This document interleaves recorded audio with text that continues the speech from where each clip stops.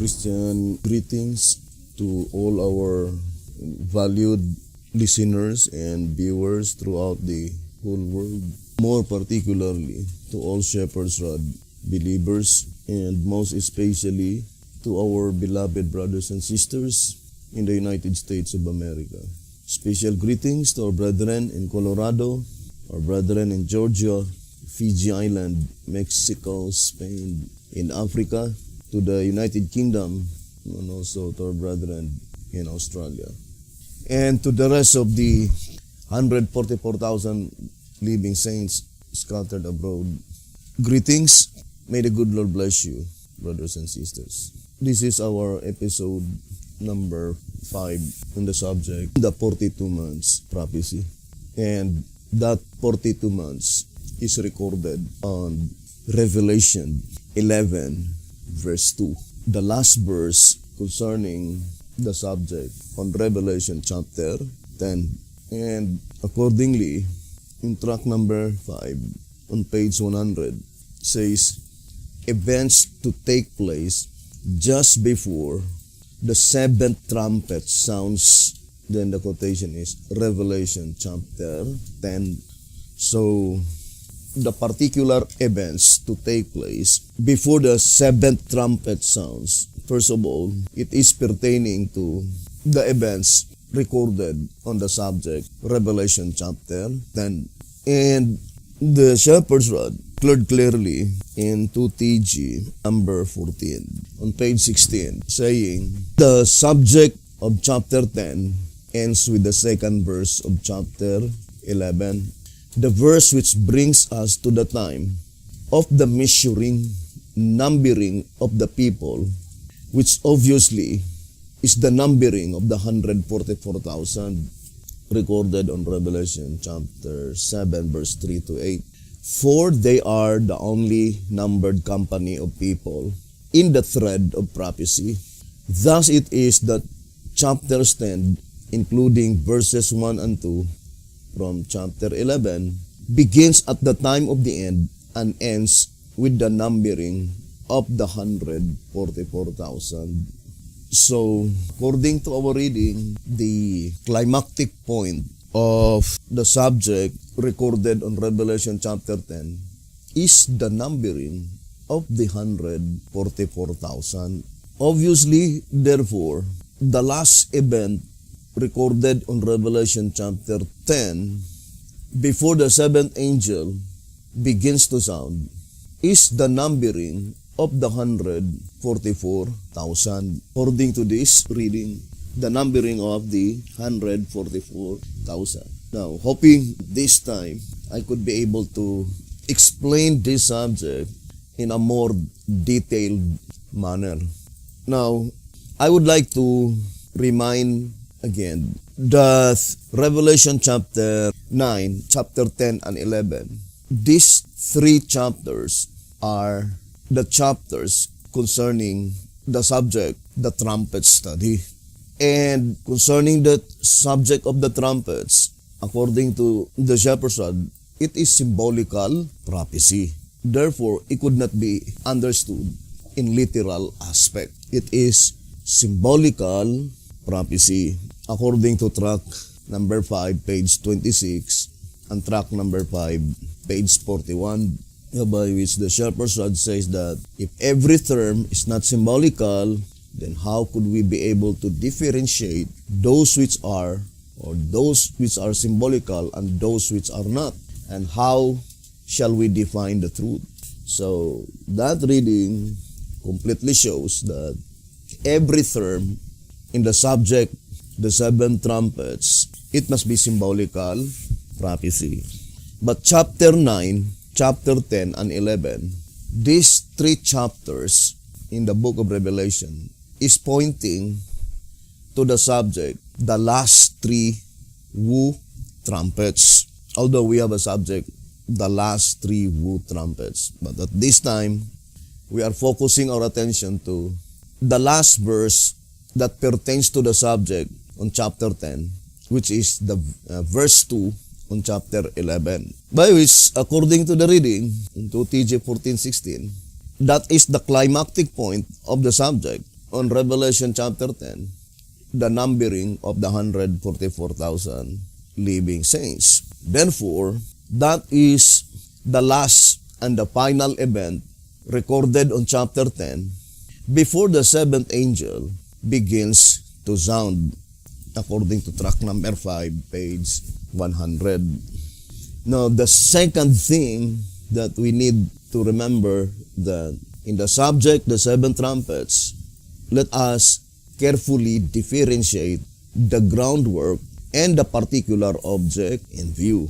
We read that several times. Track number 5, page 32, and track number 5, page 34, that fulfilled prophecies are employed by the scriptures to serve only as the groundwork for that prophecy which is yet to be fulfilled. And third, the particular object in view is in the judgment that pertains to the living. Logically, because according to 2 TG 12:30, saying, moreover, the revelation is to be more fully understood during the judgment of the living. If the particular object in view is in the judgment that pertains to the dead, then there is no reason for God not to unfold the entire book of Revelation unto them. But the mere fact that the promise that the revelation is to be more fully understood during the judgment of the living shows that there are the people by which the book of Revelation is originally designed.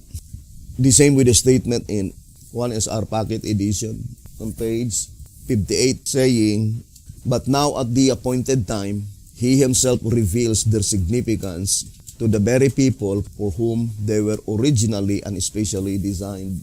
And that very people, according to 1SR Packet Edition, page 73, they are the people that will no longer to taste death. The living saints, the 144,000 living saints. And the mere fact that the subject on Revelation chapter 10, the climactic point, is the numbering of the 144,000, according to 2 TG 14:16. Therefore, the subject is concerning the living themselves. So that's what it means in Jezreel letter number 2, page 2, saying that the judgment for the living is pertaining the living themselves, the message bearers. And that is why in comparison there is no comparison whatsoever. And accordingly, in General Conference Special page 39, it says, for the angel is not sent by God, or the messenger was not sent by God to explain what does the judgment to do to the dead, but what it is to do to the living. And in 2 TG number 11, page 13, saying, I say more important truths because they are concerning the living themselves, concerning those whose own cases are to be weighed in the balances, that is in the heavenly sanctuary. Those who personally are to be judged either as wheat or as tares, either as good fish or as bad fish. Or in other words, if there is people upon this earth that they will spend living interest in studying Revelation chapter 10, that's the great subject on Revelation chapter 10, it must be the candidates to be among the living saints, 144,000. So the admonition saying in Ben BC 969, strive with all your power that God has given us to be among that special number 144,000, is to study our own cases. And I think it is one among those subjects that very important unto us because it is explaining our own destiny. So we need to carefully study this subject. Now, we already explained that Revelation chapter 10, there must be groundwork and particular object in view. And the groundwork is first pointing to William Miller. And it is even more pointing to the last 4 verses, Revelation 10, verse 8, 9, 10, and 11, that he ate the little book, which is the book of Daniel, sweet as honey in his mouth, but became bitter in his belly. And we know that it points out to the great disappointment. Now let us read 2 TG 15, page 3. It says, there is but one book in the Bible that has had to be opened, and that is the book of Daniel, Daniel 12 verse 4. And since the first thing which the angel did was to open the book, the analysis proves that he actually appears on the scene at the commencement of the time of the end, the time the book was to be opened, Revelation 10 verse 2. And we know that it points out to William Miller, the angel recorded in Revelation 10, but that is the groundwork.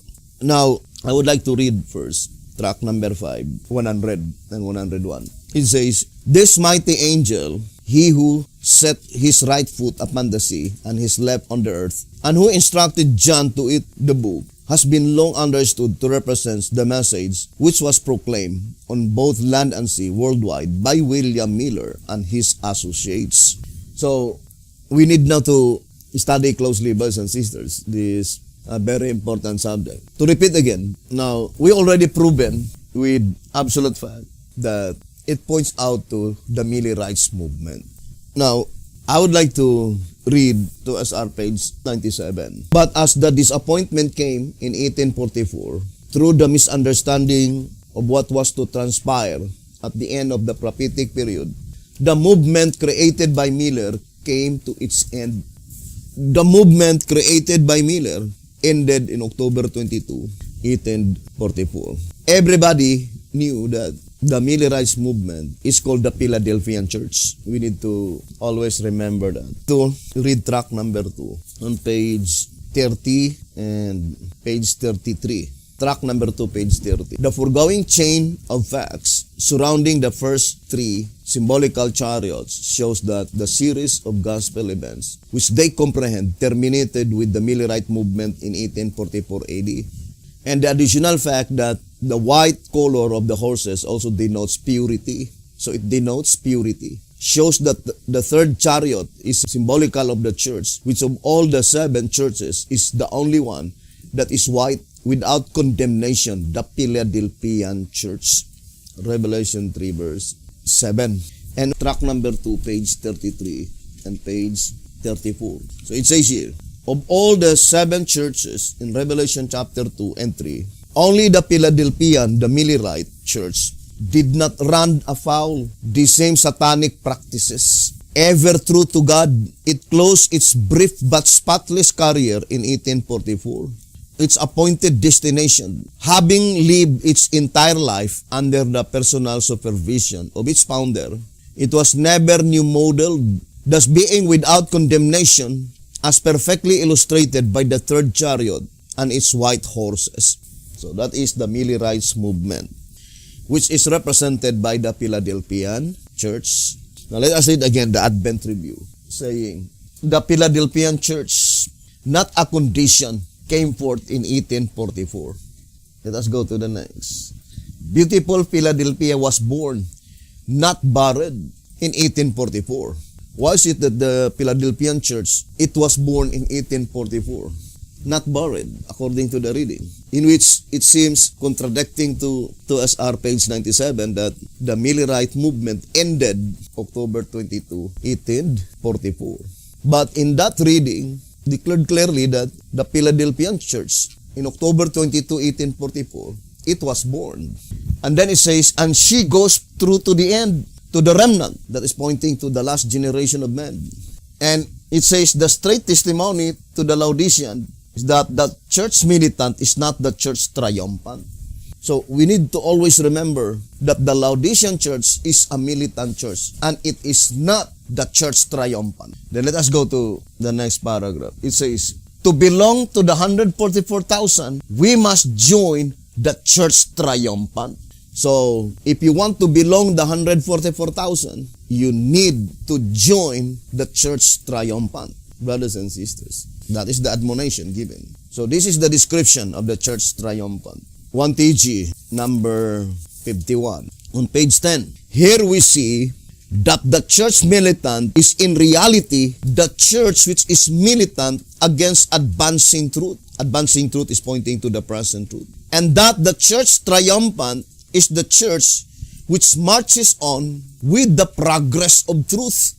So, I think the description is easy to determine what is the church militant and the church triumphant. The church militant, they are those who stand against the present truth. They are those who hinder the present truth, who are fighting against the present truth. But the church triumphant, they are those who continually accept the progressive revelation of present truth, joyfully and gladly accept it. And accordingly, in track 14, page 43, it says, the urgent lesson here to be learned is that those who are ever progressing, keeping pace with the march of truth, are the only real Christians. The only real Christians. In page 38, track number 14, for to know their God aright through the Son, and to know their church aright through timely truth, is what brings life eternal. So that is very plain. Because according to 2SR 125, God's church is well marked in every generation in obedience to present truth. Now let us go back to our main subject. We already proven with absolute fact that the groundwork, the photograph of that movement in Revelation chapter 10 is the Millerites movement, which is the Philadelphian church, which is the triumphant church, or the photograph of the triumphant church. I would like to read this reading in track number 2 on page 18. It says here, wherefore, let us praise God that now within our reach is the glory of the church triumphant. When will the church really becomes God's dwelling place? Of course, the question is pointing to the time. When? When will the church really become God's dwelling place? By human effort, it is as impossible to bring about such a change as it is to dry up the ocean. So it says that such change by human effort, no, it is impossible. Or the absolute answer is that only God can do it. Only God can do it. But when He does, He will certainly make a clean work of it. I would like to bring to you first the prophecy in Isaiah 66, verse 1 and 2. Let's read 1 TG 45 on page 12. Isaiah 66, verse 1 and 2. We are to study the 66th chapter of Isaiah. What is that last 13 chapters in the book of Isaiah? Because that is the last chapter, chapter 66. I would like to read first 1SR page 135. These 13 chapters of Isaiah, meaning from Isaiah 54 to Isaiah chapter 66. These 13 chapters of Isaiah are one continuous letter written for the church. Though they had been in the Bible for many centuries, they were intended for us at this present time, instead as a direct epistle to the church now. The 54th chapter is the beginning of the letter, and it ends with the 66. So, Isaiah 66 is the last chapter of that letter, which is directed to the church. But what church? What church does Isaiah 66, that message is directed? Because according to the Old Symbolic Code, Symbolic Code, number 10, page 4, it says, consequently, the church from 1844 to the close of provision is divided into two sections. Before the loud cry, so the church before the loud cry and the church in the time of the loud cry, the latter of which will, by comparison, be far superior to the former in spirituality. In fact, there is no comparison between the two. Hence, those who cannot tell in which one of these stages the church now is, must be in great darkness. It seems that passage, it is just written this year, 2020.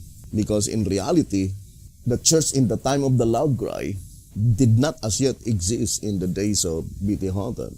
And the shepherd says here in 2SR 256, saying, it is remarkable to note the perfect grammatical order of the words at the time of their application, clearly dividing the word of truth as though it were written just at the time the prophetic words are revealed. That's why I've said that to symbolic code number 10, page 4. It seems that it is just written this year by saying that now, the word now. To repeat again, according to that reading into symbolic code number 10, page 4, the church was divided into two sections. The church before the loud cry and the church in the time of the loud cry. And we proved several times that the church before the loud cry is the Seventh-day Adventist Church, which is antitypical soul. So let us read again in track number 8, page 47 and 48. Why David a type?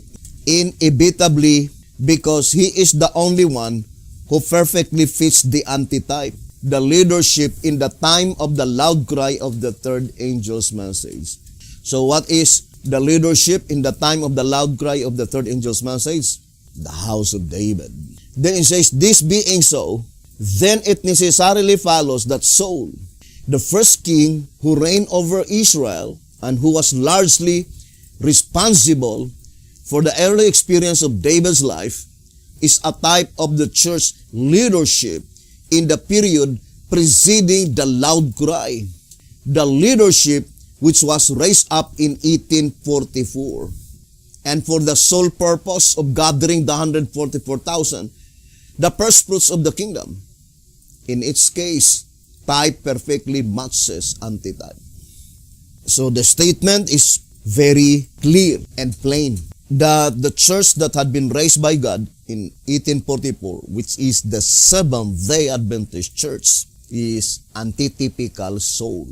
And the church in the time of the loud cry of the third angel's message is represented by David, the eighth church in the New Testament succession, by which the shepherd's rod made it so plain that church will not come into being not until the succession of his seven antitypical brothers will pass one by one.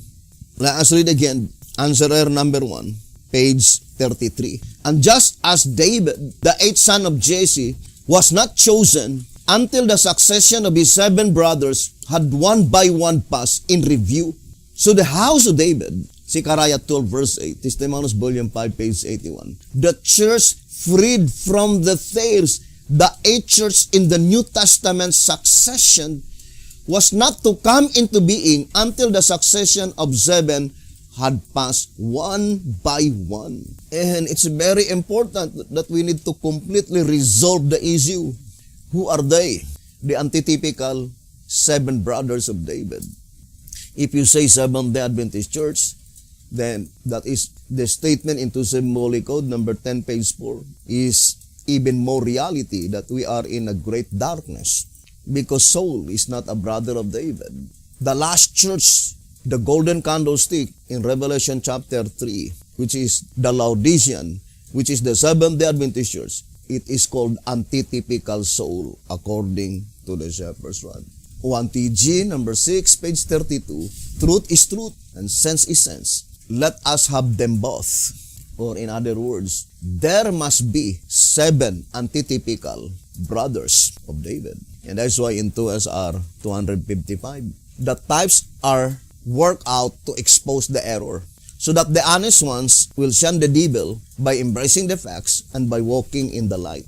And that is why the shepherd's rod called it in 2SR 267 that the types are the great searchlight. Or in other words, in 1SR Packet Edition, page 73, so completely disarming the enemy of souls. The great designer of these typological truths leaves the reader free to make his own choice as to whether he will continue in the darkness or come out into the light of the Lord, no longer to wonder what church to join or what is truth and what is error. So, our Almighty God, the great designer of these typological truths, employed these typological truths to completely disarm the enemy of souls. It is worked out to expose the error. Now, in track number 2, on page 31, it says, all seven of these antitypical churches. So there must be seven typical churches and seven antitypical churches. And the shepherd's rod admonishes us in 1TJ 47:15. it says, now, if never before, we should see that where there is a type, there is also an antitype. And that where there is no type, there is no truth. I will not be weary to remind us that the devil had been able to successfully confuse the written word of God.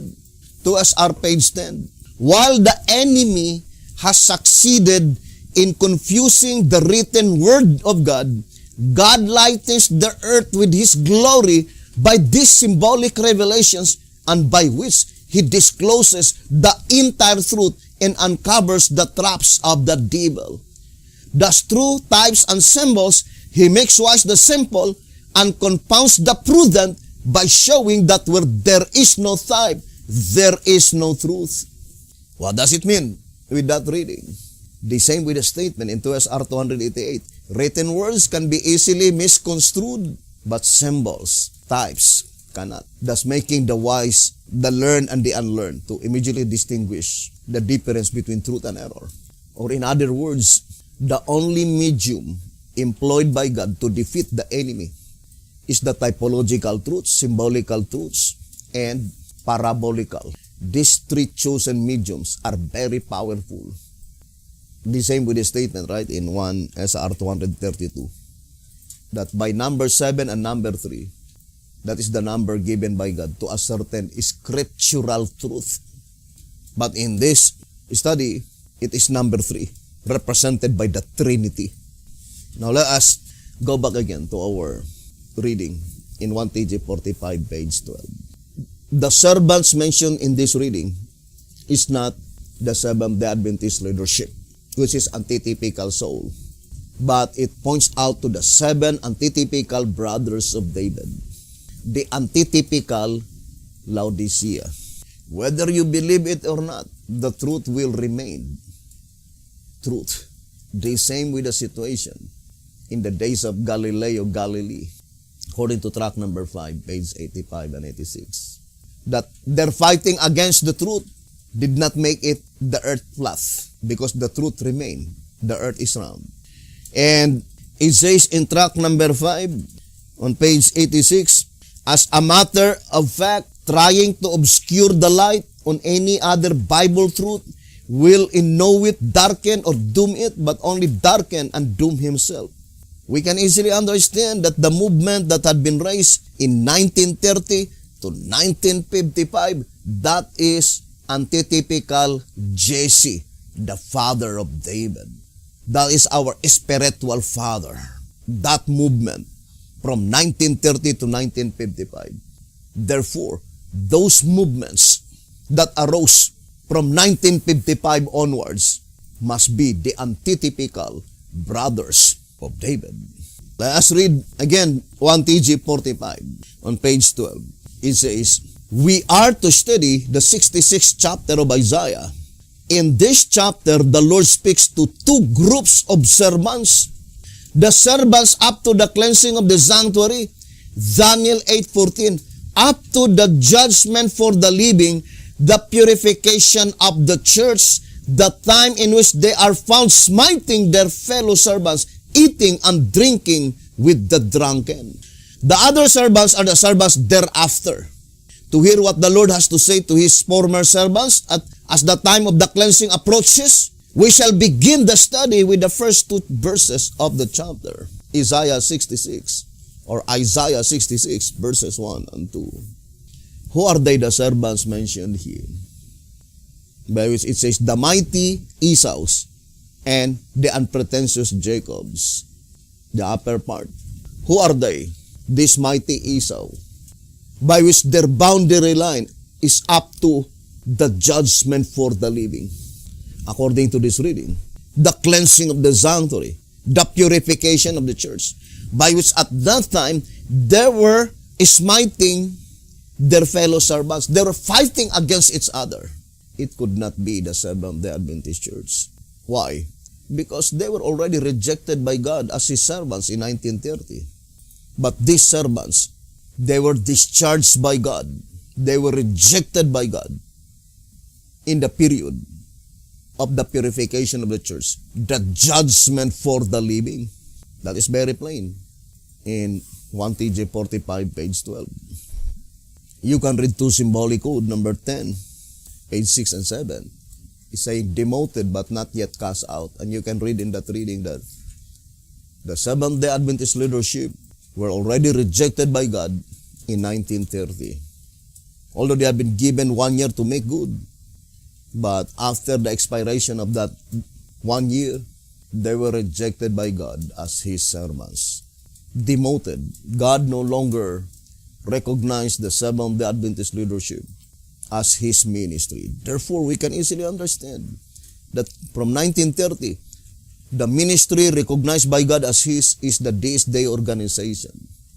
And that is our spiritual father, antithetical Jesse. But how about after B.T. Hotep died? The commencement of the period of the 7 antithetical brothers of David. Prophecy cannot be mistaken. All of them pass one by one. Now, I would like to read again 1SR on page 60. Change of names. Both Esau and Jacob represent 2 sinful classes. Esau by the color of his skin and Jacob by his name. The names of both were changed.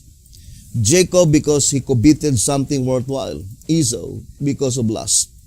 Jacob's name meant deceiver. The name Esau in Hebrew, Heri, which symbolically would be honored, as previously explained, means he that finishes. Note the remarkable meaning of the name, signifying the class given the privilege to finish the work. Then the quotation is Revelation 3 verse 14 to 16. Who are they? The angel of the church of the Laodiceans. What does angel represent? Ministry. Now the question is that, is it the ministry of the typical Laodicean? Have they been given the privilege to finish the work? Let the shepherd's rod speak of itself. Here in 2TG number 15, page 6. Thus it was that the first Advent movement was reorganized and renamed Seventh-day Adventist. The Seventh-day Adventist organization, therefore, will not finish the work.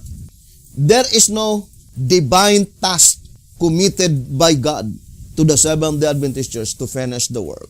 Therefore, that leadership but was given the privilege to finish the work is none other than the antitypical Laodicean. Who are they, the antitypical Laodicean? What does it mean by the word Laodicea in the book of Answerer? Laodicea means people declaring judgment. Answerer number 1, page 11. The Greek words, 2 compound words, lau and diki, people declaring judgment. Think it thoroughly, brethren. It is easy to understand that the Seventh-day Adventist Church is the typical Laodicean. Here in 3 symbolic code, number 2, page 11. The fact that most Seventh-day Adventists refuse to investigate and are satisfied that they have all the truth and have need of nothing is further proof that they need the message and that they are typical Laodiceans. And that they are typical Laodiceans. Who are they, the antitypical Laodiceans? It's easy to understand. That is the Davidian. Therefore, the Davidian are divided into 3. First, antitypical Jesse. Second, the 7 antitypical brothers of David. The last, David. The leadership in the time of the loud cry of the third angel's message. Track number 8, page 47 and page 48. Now, let us go back again to our reading in 1TG. 45. It says, page 12. The other servants are the servants thereafter, to hear what the Lord has to say, His former servants, as the time of the cleansing approaches. Remember the cleansing mentioned in the upper portion, judgment for the living, the purification of the church. It says, to hear what the Lord has to say to His former servants, as the time of the cleansing approaches. We shall begin the study with the first 2 verses of the chapter. Isaiah 61 verse 1 and 2. Thus saith the Lord, the heaven is my throne, and the earth is my footstool. where is the house that ye build unto me? Look at, God is asking, where is the house that ye build unto me? Second, where is the place of my rest? For all those things hath mine hand made, and all those things have been, saith the Lord. But to this man will I look, even to him that is poor and of a contrite spirit, that trembleth at my word. By saying, the heaven is my throne, and the earth is my footstool, the Lord actually says that He has not forsaken the earth, that though His throne is in heaven, His feet are still on earth, that He is still interested in His people. But the questions, where is the house that ye build unto me, and where is the place of my rest, sadly reveal that the work has been neglected, that neither a house nor place of rest has been prepared for him. 1 TG 45, page 12 and 13. That is the very message delivered by Stephen. You remember the Stephen sermon? I would like to read in Acts chapter 7. It says, verse 47, 48, and 49. But Solomon built him an house. So pointing to the temple of Solomon. You remember the mountain in Micah chapter 4 verse 1? Let me read to you first, then go back to that reading. In 1SR page 173, it says, what is the meaning of the 4th chapter of Micah? But in the last days it shall come to pass that the mountain of the house of the Lord shall be established in the top of the mountains, and it shall be exalted above the hills, and people shall flow unto it. Micah 4 verse 1. The scripture is unmistakably clear that it was intended for the last days, for it reads, but in the last days it shall come to pass. It is also positive that this scripture would be fulfilled, for it says, it shall come to pass. It is an accepted fact that nearly all Bible students agree that the mountain is spoken of in this chapter is a symbol of God's church denomination, of which the temple built on Mount Moriah was a type. So Micah chapter 4 verse 1, that mountain represents the antitypical church, the antitypical Mount Moriah. Who built that temple in the type? Solomon, the son of David. Now, who will build the antitypical Mount Moriah? It must be also the antitypical son of David. And who is he? That is Jesus Christ, the branch. Zechariah 6 verse 12 and 13. The branch shall build the temple of the Lord. I would like to read verse 1 TG number 8 on page 27. It says, and speaking unto him, saying, thus speaketh the Lord of hosts, saying, behold, the man whose name is the branch, and he shall grow up out of his place, and he shall build the temple of the Lord. Joshua is well instructed that the burden and the ingenuity for building this spiritual temple, the antitypical Mount Moriah, belongs to him whose name is the branch. He is to grow out of his place. To him be the glory. He alone is to be exalted. He is to build the temple of the Lord. Although we have a separate subject, but I would like to read Acts chapter 7, verse 47, 48, and 49. But Solomon built him an house, howbeit the Most High dwelleth not in temples made with hands, as saith the prophet. Heaven is my throne, and earth is my footstool. What house will ye build me? In Isaiah 66 verse 1, it says, where is the house? But here in Acts chapter 7, it seems, if you will look at, it seems that Stephen was mistaken. Why is it that instead of where, he used the interrogative word, what? What house will ye build me, saith the Lord? Or what is the place of my rest? So here we can easily understand that there are two things, where and what. Where is the house that ye build unto me? Where is the place of my rest?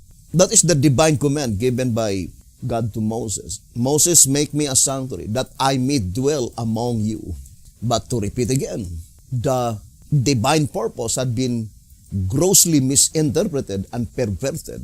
And this is what's happening today in the United States of America.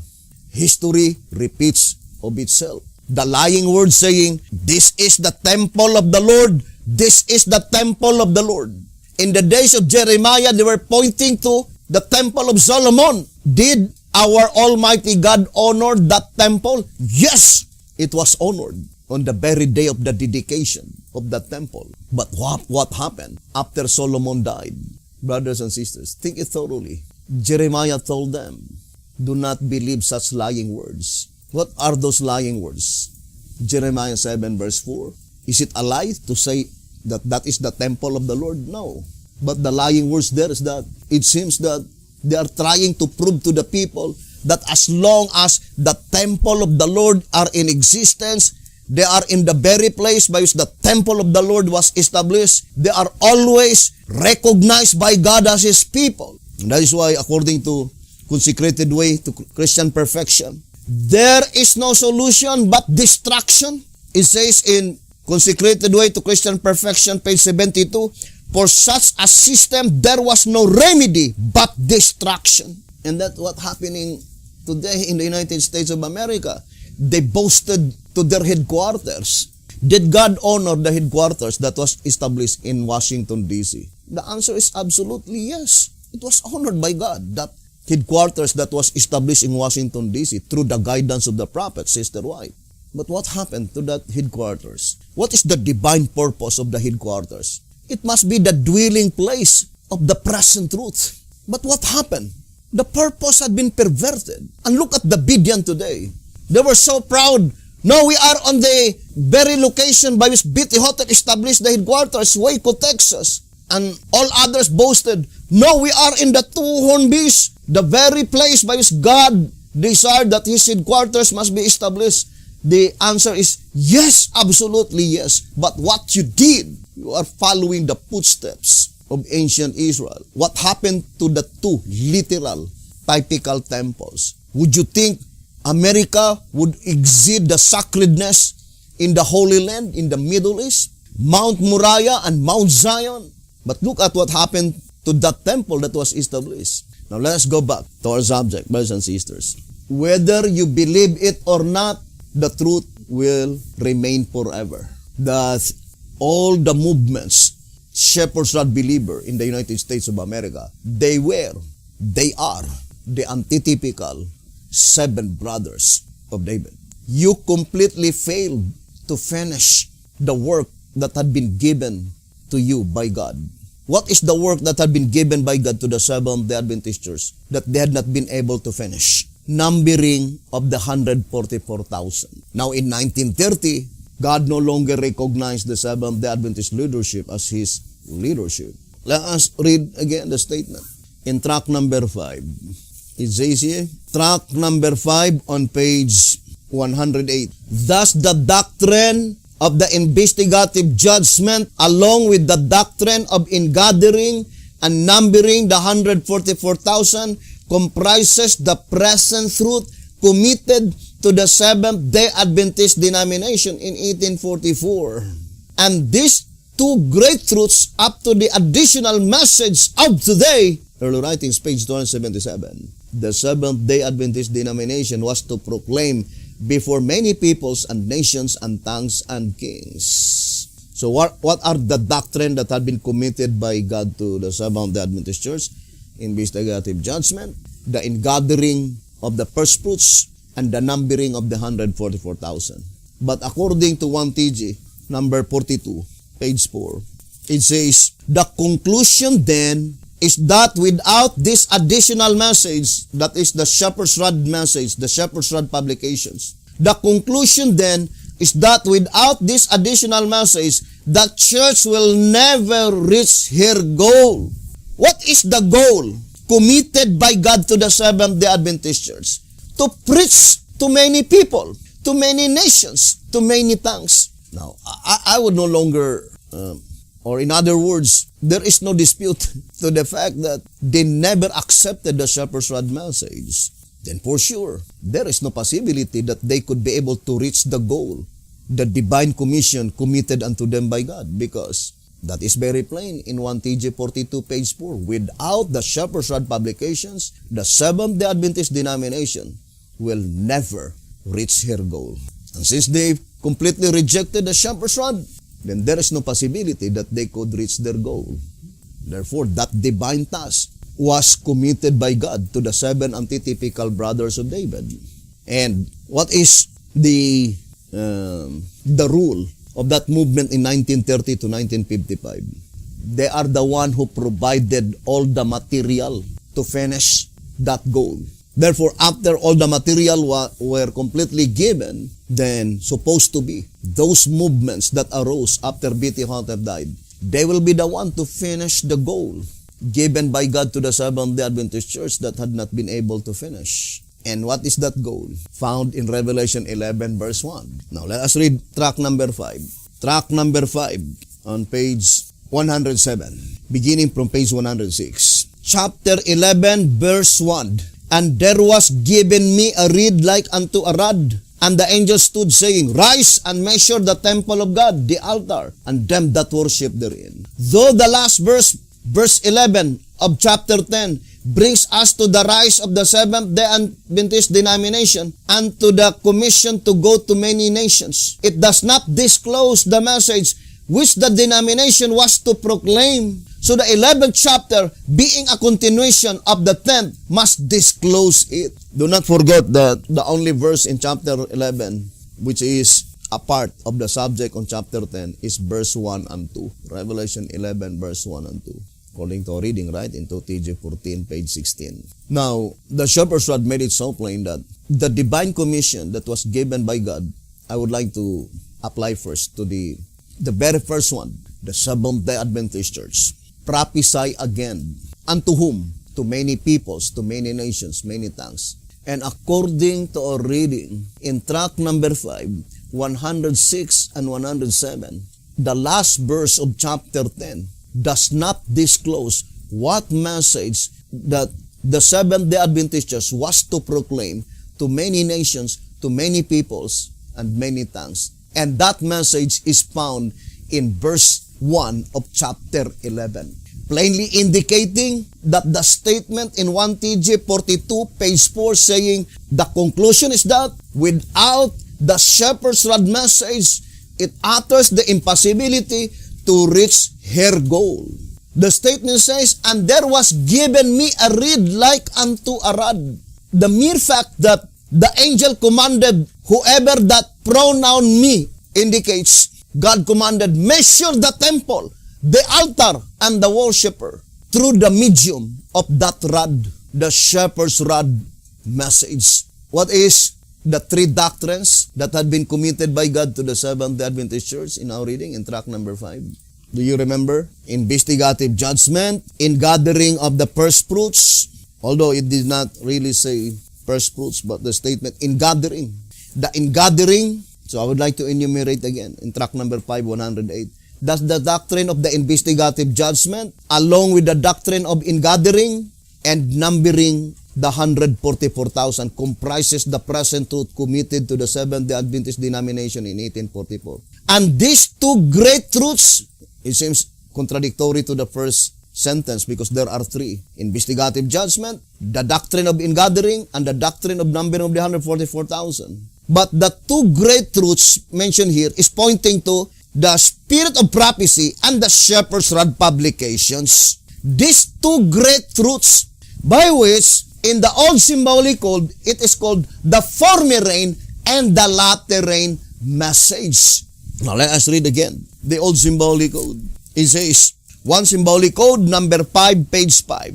1 symbolic code number 5, page 5. As to the time of the former and the latter rain, the former, according to the meaning of the word preceding in time or place, must naturally precede the latter. Therefore, the desire of ages is correct. But for to the church before the Shepherd's Rod came, the experience of the apostles was the former rain, whereas to us at the present time, the former rain is the spirit of prophecy or the writings of Sister White, and the latter rain is the shepherd's rod publications. One symbolic code, number 5, page 5. In the mere fact that angel in Revelation 10, verse 1 and 2, according to the shepherd's rod, he is the angel that brought down the latter rain message. Now let us read again, 2TG number 15, page 3. That which is to be during the sixth trumpet while probation still lasts. So we need to focus to the statement, that which is to be during the sixth trumpet while probation still lasts. Revelation chapter 10 is a part of the description of the sixth trumpet. Because according to track number 5, page 79, the entire description of the sixth trumpet is from Revelation 9:14 and ended on Revelation 11:14. Therefore, chapter 10 is a part of the sixth trumpet. And that's the reason why here in 2TG 15:3, it says, that which is to be during the sixth trumpet while probation still lasts. And let us distinctly separate now the two periods of the sixth trumpet. And at the same time, the two periods of the sixth trumpet, which is the groundwork, and the two periods of the sixth trumpet, which is the particular object in view. And I know that if we are only willing and interested, God will not withhold unto us all the necessary information concerning this very important subject. Now, I would like to read first the statement here in 2TG 15, page 3. Whatever the occurrences mentioned here, it must be during the sixth trumpet while probation still lasts. Let's read 2TG 15, page 3. And I saw another mighty angel come down from heaven, clothed with a cloud, and a rainbow was upon his head, and his face was as it were the sun, and his feet as pillars of fire. Then it says, this angel has all the characteristics of a power that sends down the latter rain. What is the latter rain? The shepherd's rod publication, the latter rain message. So let us read again, brothers and sisters. Therefore, Revelation chapter 10, verse 1, the particular object in view cannot be William Miller. Because even former rain, the former rain is the writings of Sister White. But the movement of Miller ended in October 22, 1844 to SR page 97, by which at that time, there was no writings of Ellen G. White as yet that been in existence. So, the statement in track number 5, page 32, it was employed by God just to build the necessary foundation to build the future, the particular object in view. That through that picture, according to 1SR 226, portrayed with such photograph, portrayed with unmistakable evidence, the particular object in view. And I need to be very careful in explaining this subject to avoid any confusion. Now, to repeat again, our main subject is the subject on Revelation chapter 10. But Revelation chapter 10 is a part of the description under the sixth trumpets. Because the statement in track number 5, let us read again, track number 5, page 79. Track number 5 on page 79. With the 14th verse of Revelation 9 begins the description of the sixth trumpet. So Revelation 9 verse 14. And it ends with the 14th verse of Revelation 11, which announces the second woo, sixth trumpet is past, and behold, the third woo cometh quickly. Accordingly, its prophetic event recorded between Revelation 9:14 and 11:14 must find its fulfillment in the period of the sixth trumpet between the first and the second woos. So chapter 10 is included in the bracket between 9:14 and 11:14. But the boundary line is verse 2. And the commencement of another subject is verse 3. By which both of them had the same period of time. The other is 42 months. Verse 2. Verse 3 is 1,260 days. The 1,260 days in Revelation 11 verse 3 is not a part of the subject in chapter 10 because the subject on chapter 10 ended on verse 2, which is the 42 months. So the end part of the subject of chapter 10, which is the 42 months, is the commencement of the subject on chapter 11, verse 3 to verse 14, which is the 1,260 days. But we focus our attention first to chapter 10 and focusing our attention to that messenger in Revelation 10. Now, I would like to read again track number 6. Track number 6 on page 65. The Revelator also having been given a vision of these two movements recorded in chapters 10 and 11. Track number 6, page 65. How many movements? Two movements on chapter 10 and chapter 11. But that is general term. The two movements in chapter 10 is the groundwork. That is the groundwork, the photograph. And what is the two movements in chapter 10? Millie Rice movement and the Seventh-day Adventist Church. So, the statement, there are two movements, chapter 10 and 11, let us distinctly separate the movement or the movements in chapter 10 and the movements on chapter 11. The movements on chapter 10, there is no shepherd's rod. The movements of William Miller and the movements of the Seventh-day Adventists. Although that movement of William Miller ended in 1844, before the shepherd's rod came in 1930, but the movement of the Seventh-day Adventist Church does not end when the rod came. But they never accepted the shepherd's rod, by which we already explained that there is no possibility that they could be able to finish the divine commission that was given unto them, to the Seventh-day Adventists, because without the shepherd's rod, it is impossible, according to 1 TG 42, page 4. Now, to repeat again, what are the two doctrines mentioned in track number 5, 108? The former rain message and the latter rain message. The two doctrines. The spirit of prophecy, which is the writings of Sister White, and the shepherd's rod publications. That is the two doctrines. What are the three messages, the three doctrines that had been given by God to the Seventh-day Adventist Church? Investigative judgment that pertains to the dead. Second, ingathering. Then third, the numbering of the 144,000. That is stated in track number 5, 108.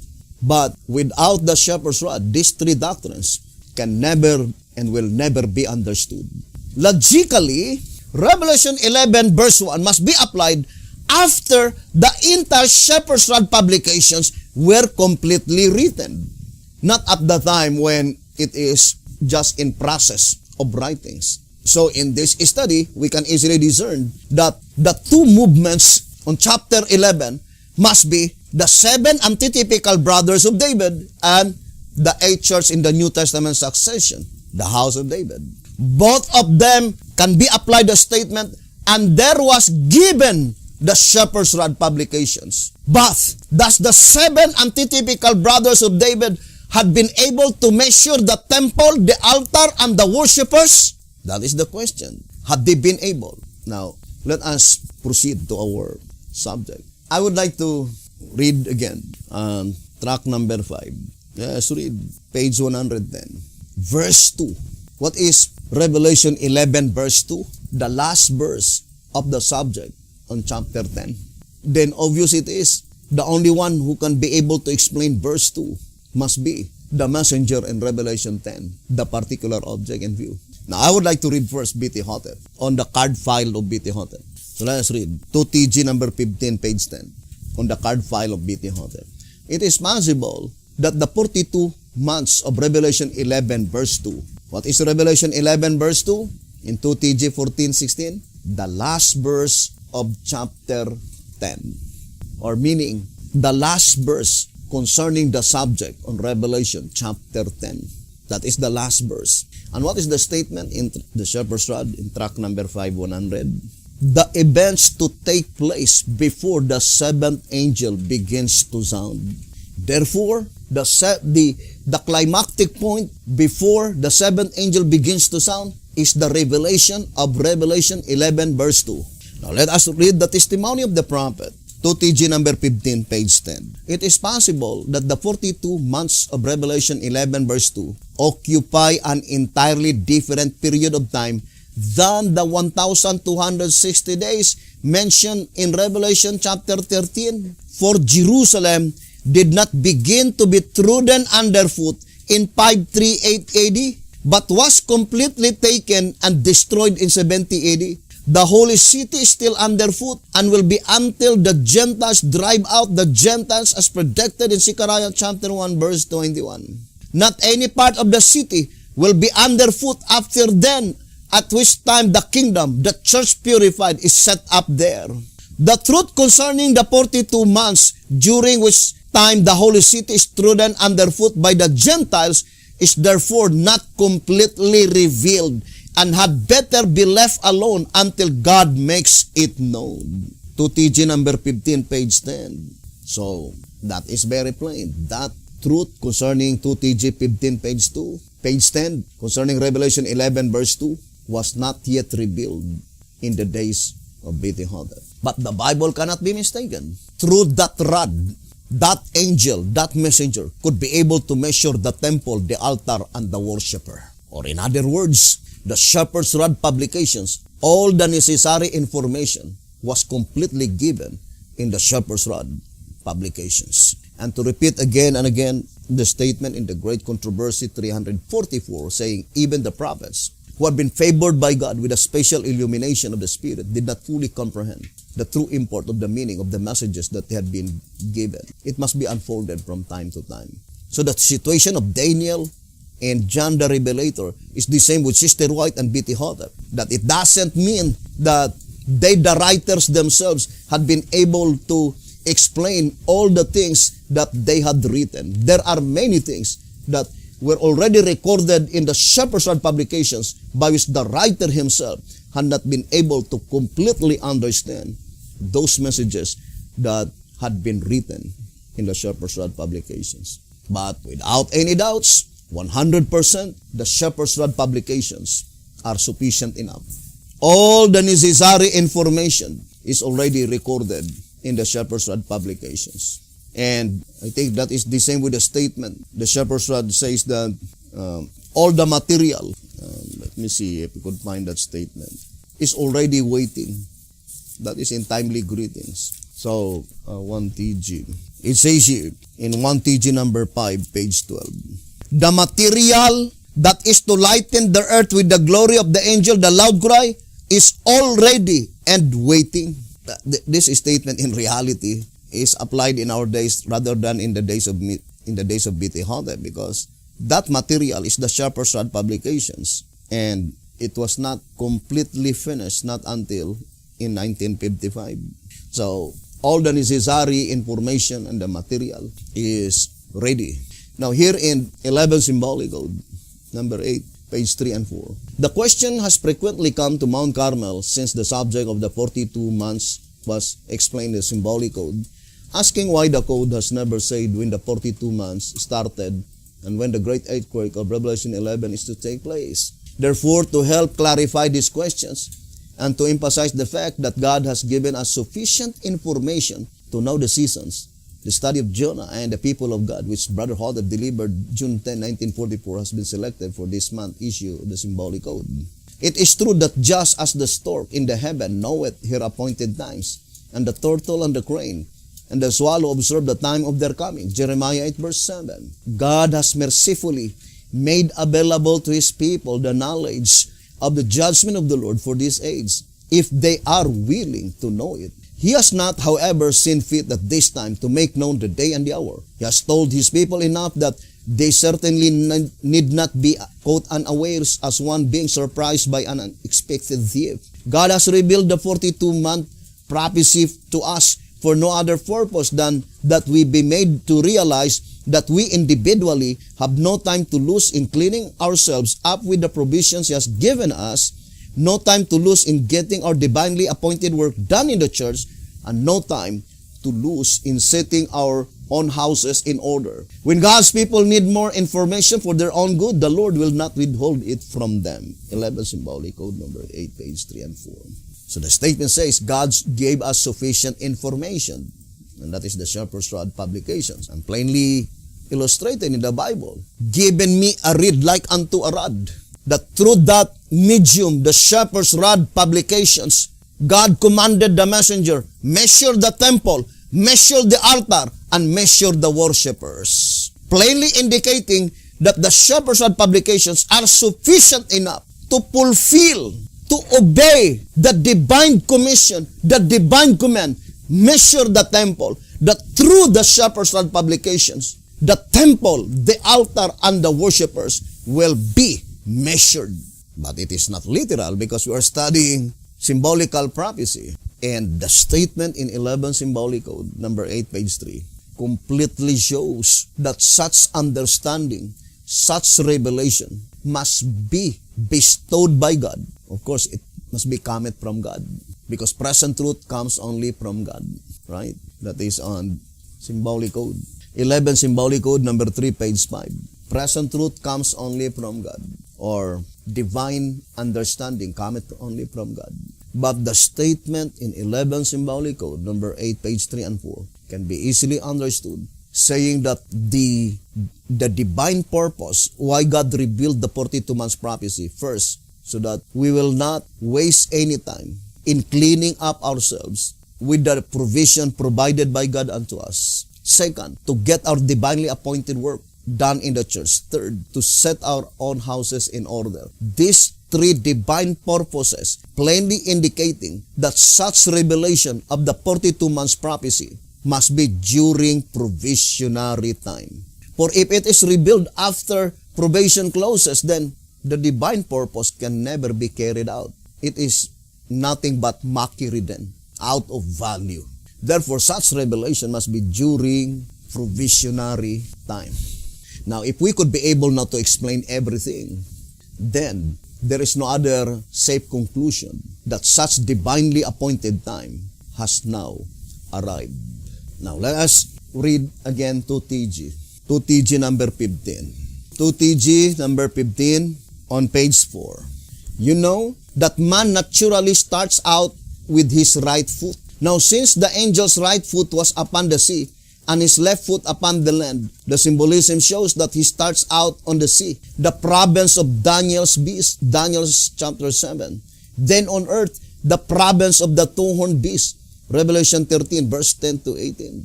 His work therefore starts in the old country and should include the very first truth that was disclosed from the book of Daniel, and in all his message and power proved to be worldwide, land and sea. But that is not the only significance. That significance is applied to the groundwork. But the final application, brothers and sisters, since the shepherds are declared clearly in 2TG number 8 on page 20, saying, the servants of God shall certainly gather all their brethren out of all nations, Isaiah 66 verse 20. Indeed so, for the legs of the gospel are the legs of the people who proclaim it. 2TG number 8, page 20. The gospel represent the legs. So we can easily understand Nahum 1 verse 15, behold the feet of him. We know, of course, feet is a part of the legs. So that divine command, behold the gospel that had been proclaimed but by that messenger. So the two legs represents two gospels. The gospel that is proclaimed by William Miller and the gospel that will be proclaimed by that last messenger in Revelation chapter 10, by which unto him was bestowed by God the final outpouring of the Lateran message, by which cannot be applied to William Miller. What is the Lateran message? 1 Symbolic Code, page 5, the shepherd's rod, by which the climactic point, as stated in this study, in Revelation 11 verse 1, is measuring the temple, measuring the altar, and the worshipers through that rod that had been given by God to that messenger. And historically, there are only two divine messengers that had been given the rod.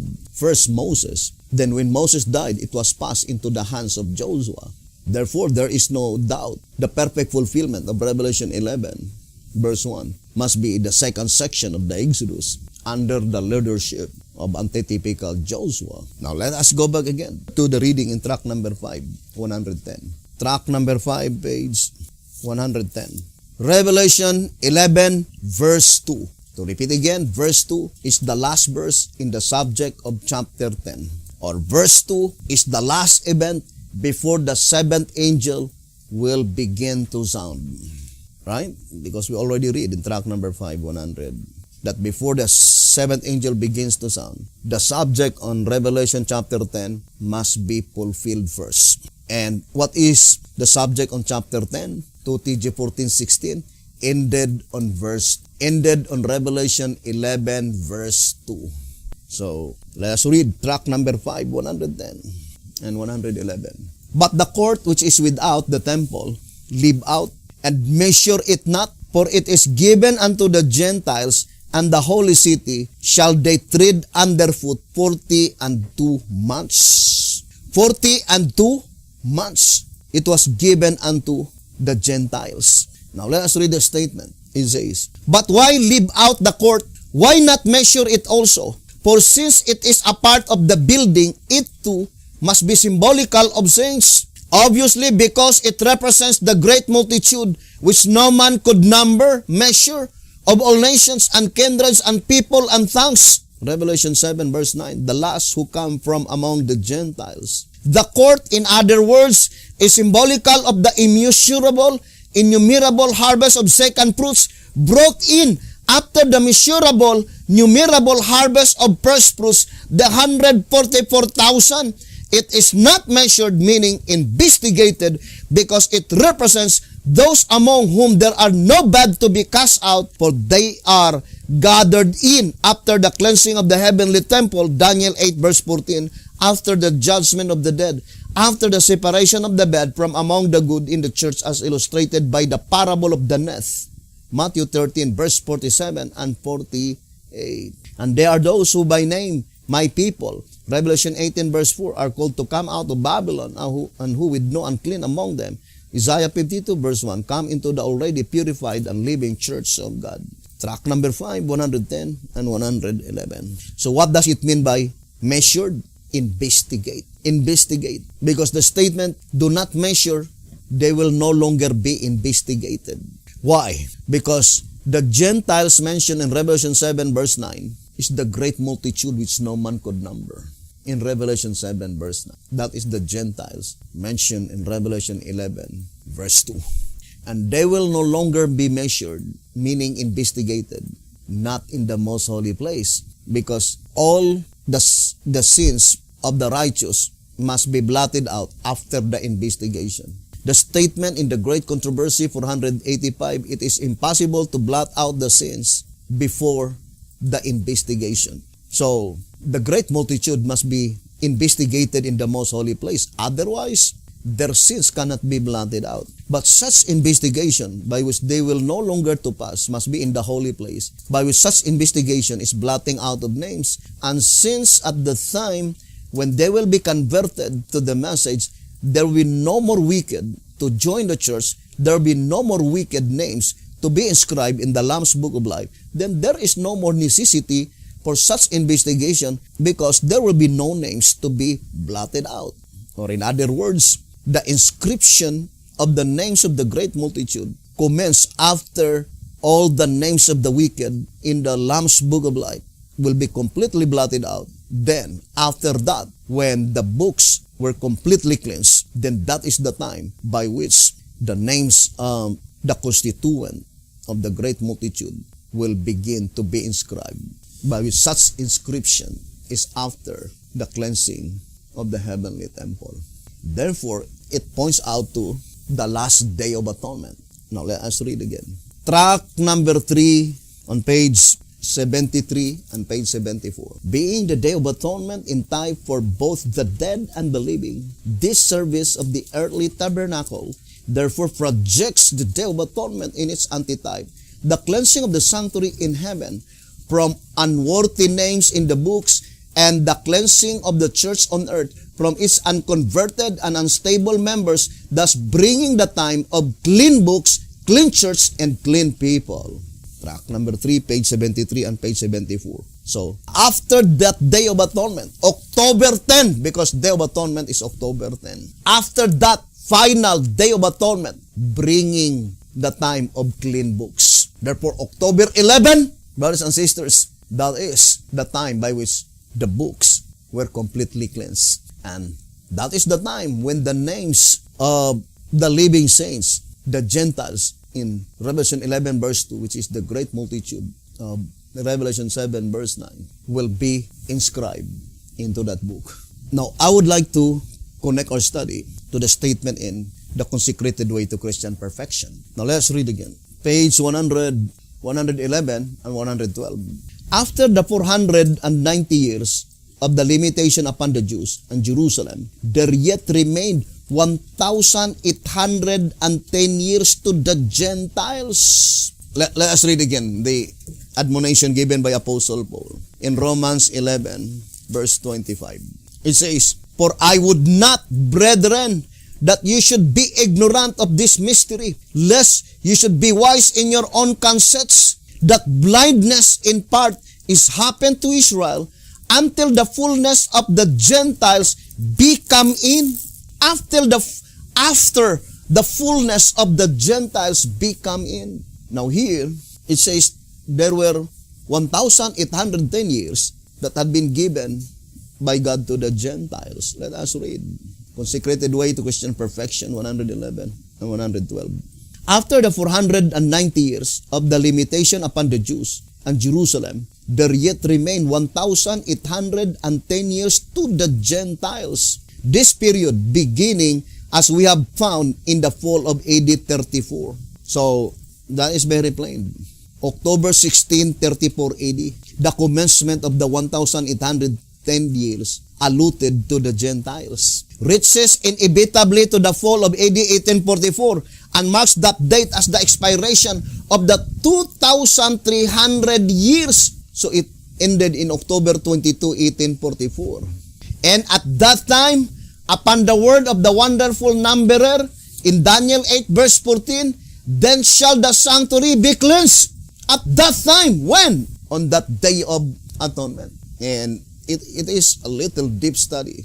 In 1844, also was the very time of the days of the voice of the seventh angel, when he shall begin to sound, and when the mystery of God should be finished, as yet declared to his servants, the prophets. At that time, there will be broken up the horror of great darkness, by which the mystery of iniquity had hid from ages and generations the mystery of God. At that time, the sanctuary and the true tabernacle and the truth of it would be lifted up from the ground where the man of sin had cast them down and stamped upon them, and would be exalted to the heaven where they belong, and whence they will shine forth in such light as that the earth shall be lightened with the glory. At that time, the transcendent truth of the priesthood and ministry of Christ would be rescued from the oblivion to which the abomination and transgression of desolation had consigned it, and would once more and forever stand in its true and heavenly place in the faith of the church, accomplishing in every true believer that perfection which is the eternal purpose of God, which He purposed in Christ Jesus our Lord. Consecrated Way to Christian Perfection, 111 and 112. That two paragraphs, a lot of prophecy had been mentioned, and more particularly to the exceeding great horn and the daily and the sanctuary. Although that is not our main subject here, because our main subject is concerning the subject on Revelation chapter 10. What is the subject on Revelation chapter 10? There are two doctrines. And what are those two doctrines? The former rain message and the latter rain message. What is the former rain message? The writings of Sister White. What is the latter rain message? The Shepherd's Rod publications. But what is the three doctrines given by God to the Seventh-day Adventist Church? Investigative, ingathering, and the numbering of the 144,000.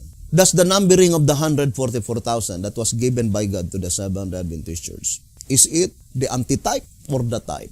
Now, let us read first the General Conference Special on page 39. General Conference Special, page 39. The judgment for the dead, furthermore, is not the message of the great and dreadful day. It does not even touch on the prophecies of the great and dreadful day of the Lord. I fully believe that the climactic point or the particular object in view concerning the great and dreadful day of the Lord is concerning the living saints, the 144,000 in spiritual Israel. If the message that was entrusted by God to the Seventh-day Adventist Church is the judgment for the dead, by which it does not even touch the message of the great and dreadful day, without any doubts, such understanding concerning the proceedings of the 144,000 can never be found in the writings of Sister White. Because the statement, it does not even touch. Obviously, therefore, the 144,000 supposed to be the message that was committed to the Seventh-day Adventist Church must be the type, not the antitype. And there is no possibility that they could understand such message without the Shepherd's Rod publications, but they reject the Shepherd's Rod. Then no more hope. Now let us focus our attention among us Shepherd's Rod believers. Let us go back first to Consecrated Way to Christian Perfection, 111 and 112. Whether we accept it or not, whether we believe it or not, the illustration in the type cannot be mistaken. That the 7 antitypical brothers of David completely failed. I would like to say, supposed to be they are the one to finish the unfinished work of the Seventh-day Adventist Church, which the Shepherd's Rod called it the fainter cry, right? In answerer number 1, is it page 83? The fainter cry. The fainter cry is addressed to many nations, but the loud cry is addressed to all nations. But even in the period of the fainter cry, the divine commission that was given by God to the Seventh-day Adventist Church, the Seventh-day Adventist Church failed to finish the divine commission that was committed to them. Answerer number 1, page 83. Moreover, the abominations in the church have not only kept back the loud cry, but have also even silenced the fainter cry which precedes it. Indeed, the angel of the church of the Laodiceans, being unfit even to finish the proclamation of the message in its fainter cry, they must be altogether unfit to proclaim it in the loud cry. But both of them, not only the typical Laodiceans. Who are they, the typical Laodiceans? Antitypical soul.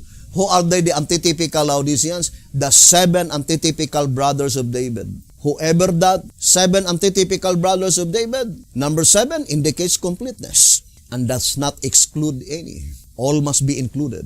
An apology, you cannot change the truth. It points out to all the Davidian in the two-horn beast domain, in the vineyard. They completely failed to finish the work. If someone will say, we have been able to finish, then what is the measurement of the temple? What is the measurement of the altar? And what is the measurement of the worshippers? And what is Revelation 11 verse 2? Can any Davidian explain it clearly? Revelation 11 verse 2, the climactic point, the climactic event of the subject on chapter 10, before the 7th angel will begin to sound. So it's very important. Now let us go back again to Consecrated Way to Christian Perfection. What is the connection of the 1,810 years that had been given to the Gentiles and the 42 months in Revelation 11 verse 2? 42 months and the other is 1,810 years. What is the focal point of Revelation 11 verse 2? The commencement of the ingathering of the second fruits. Revelation 7 verse 9. If we will connect our subject to the 12 figurative months, track number 5, page 74, leaving 1 month for the ingathering of the great multitude. So one subject is closely connected to each other. The subject of the 12 figurative months answer the subject of Revelation 11 verse 2. Now let us go back again to Revelation 11 verse 2. The particular object in view is the commencement of the ingathering of the second fruits. When would be? First of all, the ingathering is pointing to the ingathering in the Lamb's Book of Life. The first aspect of the ingathering, the inscription of their names in the Lamb's Book of Life. Do not forget, in track number 5, page 34, that the main prophetic event concerning the subject of the trumpets takes place in heaven. The first aspect of the judgment, bookwork transaction. Answerer number 5, page 30. Of course, the particular object in view is in the heavenly sanctuary because measure the temple, the altar.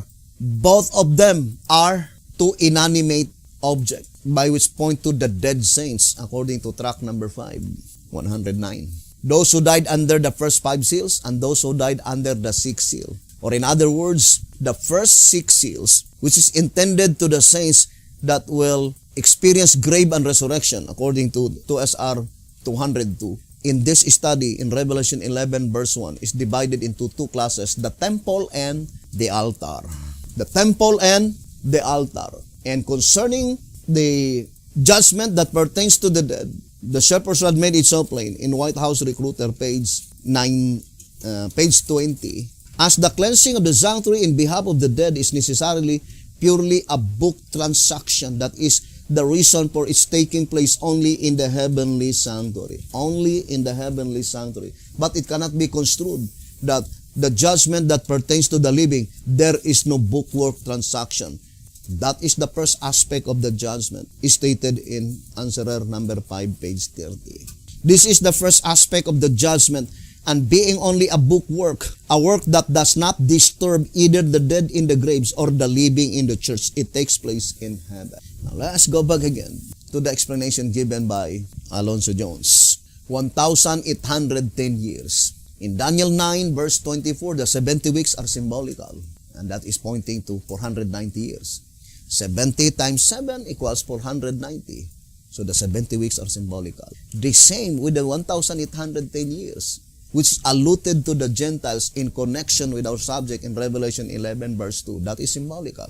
What does it mean? I would like to illustrate to you so that you could understand. So, this 1,810 years, 1,810, this is symbolical. Number 18 points to the wedding, which is the type. April, I would like to put here, April 31 AD. Then Sunday, Monday, Tuesday, Wednesday, Thursday, Friday, Saturday. But I would like to put here, April 18. This is the resurrection of Jesus Christ. Then 10 points out to the last day of atonement. October 10, the last day of atonement. The answer of Revelation 11 verse 2, that after this last day of atonement, October 11, then the commencement of the inscription of the names of the great multitude, which no man could number. Revelation 7 verse 9. And we will explain it carefully on our next episode. So, the 1,810 years, that is symbolical. And answer the symbolical 42 months. 42 months is symbolical because that is a part of the trumpet study. So, does the 42 months mean 1,260 years? No, it could not be 1,260 years. The Shepherd's Rod never teaches that that is 1,260 years. Is it 1,260 days? Then it is literal, no longer symbolical. The Shepherd's Rod says, if every term is not symbolical, then how could we be able to differentiate those which are and those which are not? But for sure, it could not be symbolical by which one day equivalent to 1 year. Otherwise, we'll be saying that the loud cry to the great multitude will be 1,260 years. But if you will say that that is literal, then how could it be the divine principle will be followed? That it must be, every term must be symbolical. So we have symbolical 1,810 years. But if we will apply that to literal, the groundwork, who are they? The Gentiles. They are they who will be resurrected on the general resurrection. Those who will be resurrected on the general resurrection. So let's distinctly separate. Those who will be resurrected on the general resurrection, there are two resurrections. The voice of God the Father and the voice of the Son of God. And Sister White called it great multitude. So the Gentile mentioned is the great multitude that will be resurrected at the second visible coming. But the Gentile mentioned in Revelation 11 verse 2 is the great multitude in Revelation 7 verse 9. The saints that will no longer to taste death. But to repeat again, 42 months, Revelation 11:2 being symbolical, therefore 1,810 years in connection with the symbolical 42 months, it must also be symbolical. 18 represents to the waving. What is the message that had been given by God to the Seventh-day Adventist Church? First, investigative judgment. Commenced in October 22, 1844. The second, ingathering. When does the ingathering commence? It must be after the sheep is offered. And that is April 18. 1844 in Bible calendar, but in Gregorian, that is April 27, 1845. Then commence the ingathering. In April 18, 1844, commence the ingathering of the first fruits. But what first fruit? The type, the living type. Those that had been resurrected by Jesus Christ at 9 a.m. And it is closely connected to the subject 40 days because that names of the first fruits, which is the living type, their names had been inscribed into the book of the living from April 18, 1844 to May 27, 1844, by which those messages can never be understood without the shepherd's rod, according to tract number 5108. Therefore, there is no possibility that they could understand the vision of Sister White. Why is it that God showed vision to Sister White, the ingathering of the first fruits, the 144,000 in 1844? Why? Because on that very year, the inscription of the names of the living saints, which is the type, the living type, according to the shepherd's rod, I would like to read, commenced on that year. Tract number 3, it says here, page 79 and page 80. But as those who arose with Christ ascended with him as trophies of his victory over death and the grave, they thereby become a living type. It did not say a living antitype. No. They thereby became a living type, and thus the waveship of the living. So, why is it that that is the type? Because they were granted immortality before their sins were blotted out. Pointing to the saints, 144,000 spiritual Israel, they will be granted immortality before their sins were blotted out. Although that is another subject. That is the subject, the waveship and the wave lobes. But what I'm trying to emphasize at this time is that, brothers and sisters, the three doctrines, tract number 5108. First, October 22, 1844. The commencement. That is the only one that had been understood by the Seventh-day Adventist Church. But these two, the remaining two, can never be understood without the shepherd's rod. The Seventh-day Adventist Church knew that October 22, 1844 is the commencement of the investigative judgment. But how about the second doctrine, the ingathering, the inscription of the names of the saints into the book of the living? They never understood that subject. And the writings of Sister White do not even touch. It must be found in the shepherd's rod. Therefore, it must be April 18, 1844, which answers to the symbolical 1,810 years. 18 meaning April 18, 1844. 10, pointing to the last day of atonement, which answers the symbolical 42 months. That number 10 is pointing to October 10, the last and the final day of atonement. We will continue the subject on our next episode. May the good Lord bless you, brothers and sisters. Thank you very much for listening. Have a beautiful, wonderful evening.